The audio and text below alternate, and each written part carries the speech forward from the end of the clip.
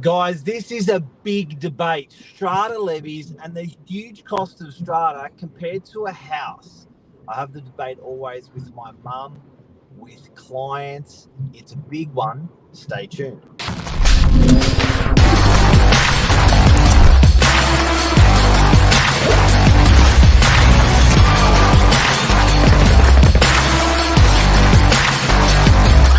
I'm the ringleader, so listen up.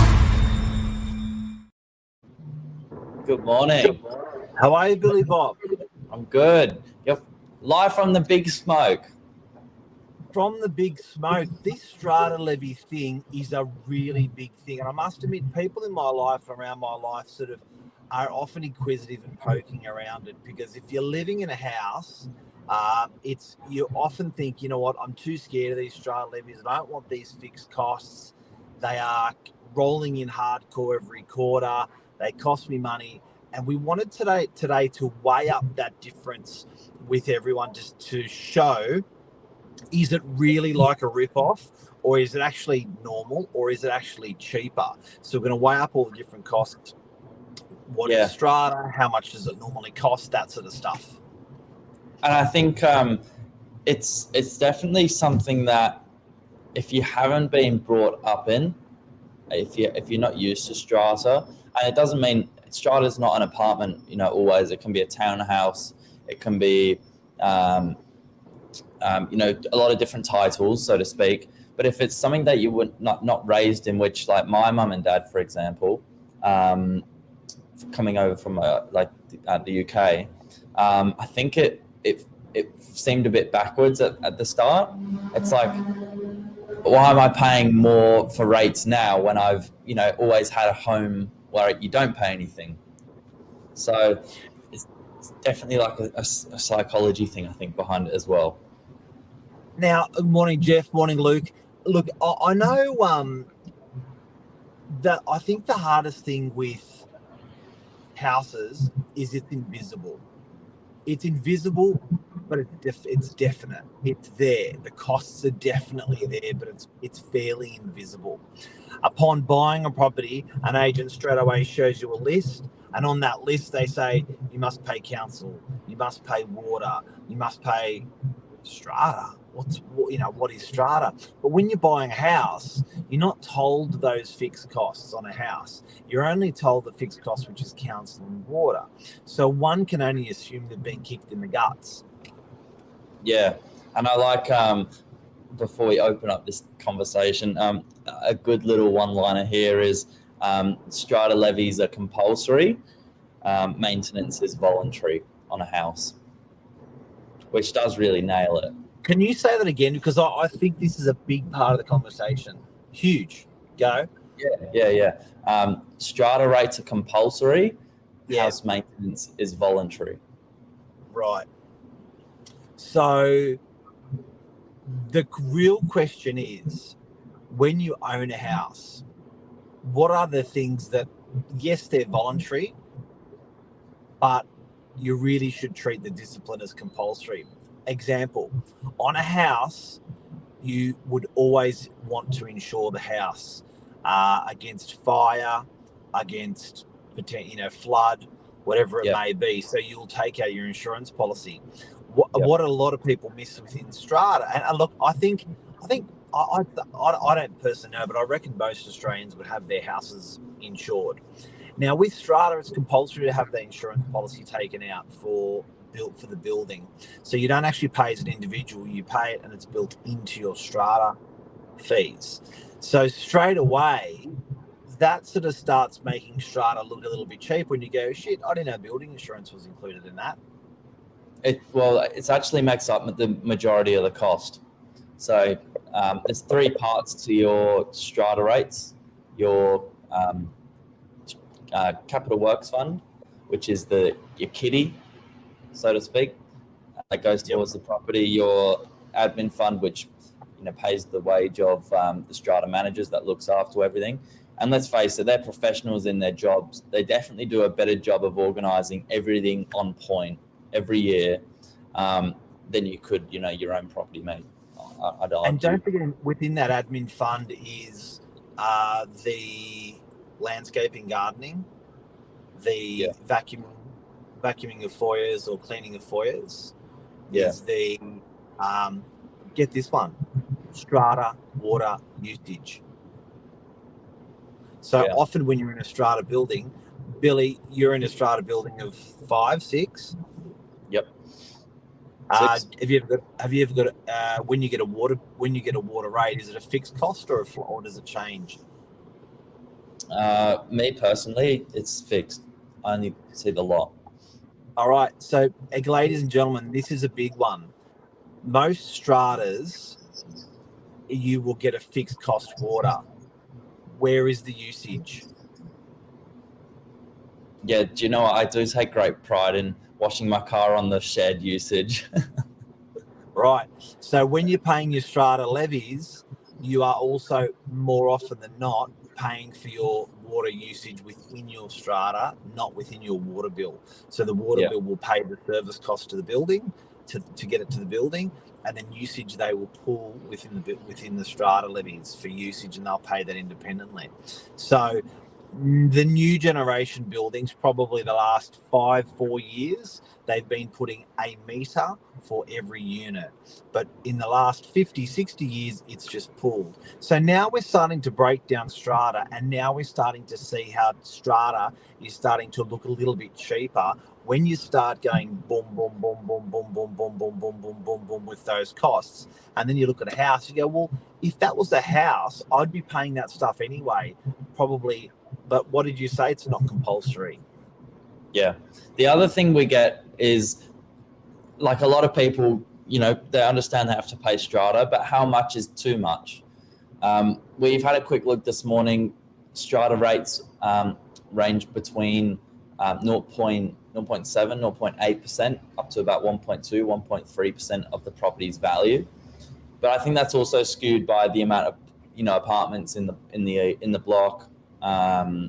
Location, obviously, some locations are more prone to things like concrete cancer and need a little bit more maintenance. But I think that's helpful for people to think, you know, is that in the range or is that well off? And if it's well off, then why? And I think it's important for people to know that the money doesn't get burnt or buried. It gets managed. You know what I mean? It gets managed and it gets spent within the building. The management cost is minuscule compared to the rest of the costs. So say the management cost is at 3, 4, 5%, the other 95% is going to be invested in insurance, in water usage, in maintenance in the building, in potential repairs. That sinking fund that they have is an incredible thing because it's compulsory savings for a rainy day to do major repairs. Example, if you know in strata that your building is going to need a roof in 10 or 15 years, they will start building that sinking fund towards the roof replacement. They'll start building that sinking fund to garage door replacement. They'll start building that sinking fund to remedial work. So you generally don't have that discipline when you own a house. It's true. And all of this stuff adds value as well. So although it's ongoing maintenance, it's a lot of these older buildings are benefiting from new balconies, makes it look so much nicer. Or it's new garage doors that makes it look nicer. Letterboxes, it's all these little things that adds value. It sounds like we're really pro strata by what we've been talking about. Can we talk about the negative? Let me bring it back. Yeah. So strata levies are compulsory. Building insurance seems to form a lot of that.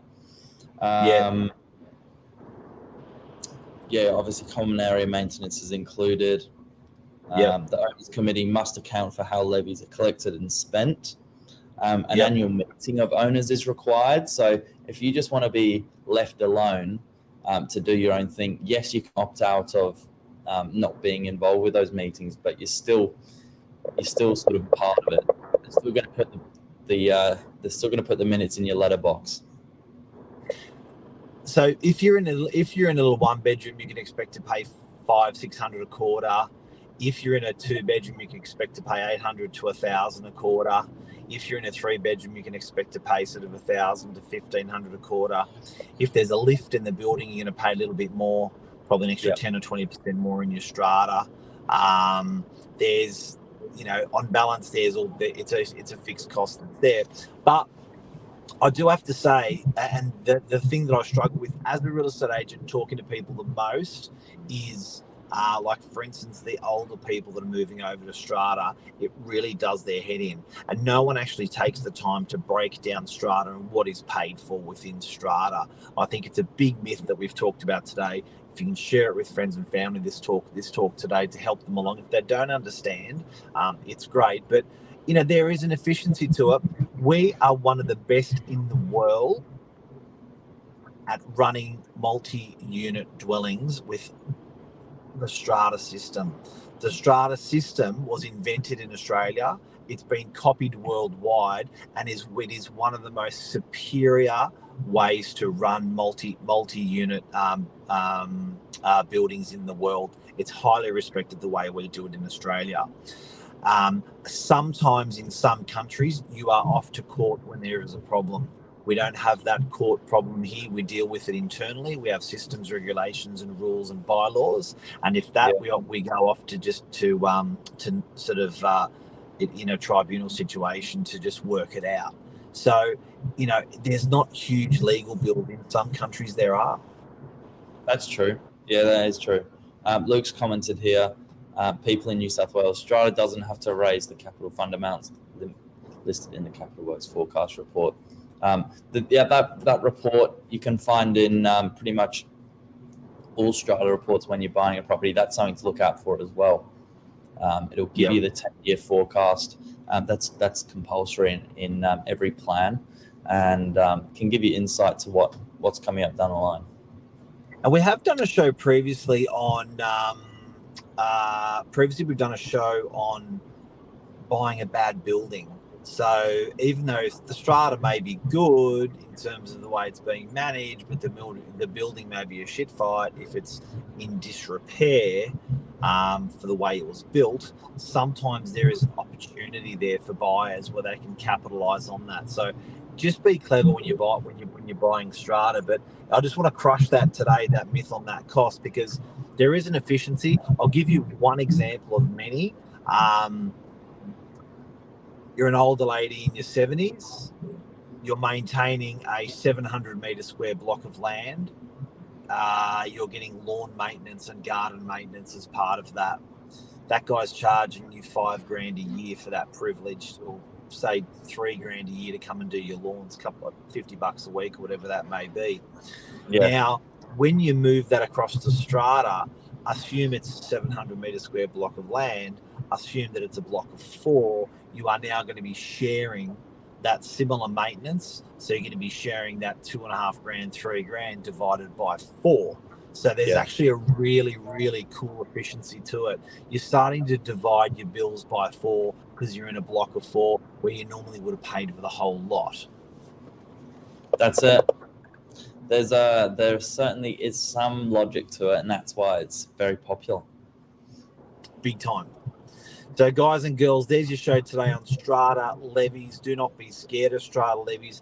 In conclusion to everything that we've spoken about, have a good look at what exactly goes into that. And I think more often than not, you will find you will be paying that within a house, if not that year, within a couple of years later. And strata's is that making you pay that compulsory all the time along the way, whereas sometimes you can abstain from doing a roof in your personal home, not save for it quarterly for it, and then be whacked 15, 20 grand to put a new roof on your house in 15 years' time. But strata's different. They will compulsory take money for you for that 15-year project. So it's not being burnt and it's not being buried. That's the wrap. Thanks, Mark. See you, buddy.